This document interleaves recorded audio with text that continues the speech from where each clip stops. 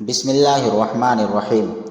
سعید بن مسیب نے بیان کیا اور ان سے ابو ہریرہ رضی اللہ عنہ نے بیان کیا کہ نبی کریم صلی اللہ علیہ وسلم نے اس سے منع فرمایا کہ کوئی شہری کسی دیہاتی کا مال و اسباب بیچنے اور یہ کہ کوئی سامان خریدنے کی نیت کے بغیر دوسرے اصل خریداروں سے بڑھ کر بولی نہ دے۔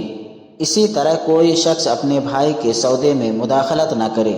کوئی شخص کسی عورت کو دوسرے کے پیغام نکاح ہوتے ہوئے اپنا پیغام نہ بھیجے، اور کوئی عورت اپنے کسی دینی بہن کو اس نیت سے طلاق نہ دلوائے کہ اس کے حصے کو خود حاصل کر لے۔ صحیح بخاری حدیث نمبر 2140۔ بسم اللہ الرحمن الرحیم۔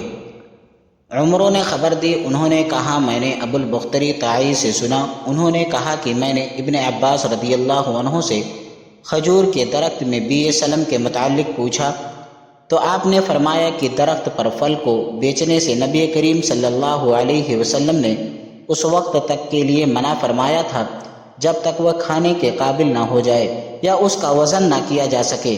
ایک شخص نے پوچھا کہ کیا چیز وزن کی جائے گی؟ اس پر ابن عباس رضی اللہ عنہ کے قریب ہی بیٹھے ہوئے ایک شخص نے کہا کہ مطلب یہ ہے کہ اندازہ کرنے کے قابل ہو جائے، اور معاذ نے بیان کیا، ان سے شعبہ نے بیان کیا، ان سے عمروں نے کہ ابو البختری نے کہا میں نے ابن عباس رضی اللہ عنہ سے سنا کہ نبی کریم صلی اللہ علیہ وسلم نے منع کیا تھا، پھر یہی حدیث بیان کی۔ صحیح بخاری حدیث نمبر 2246۔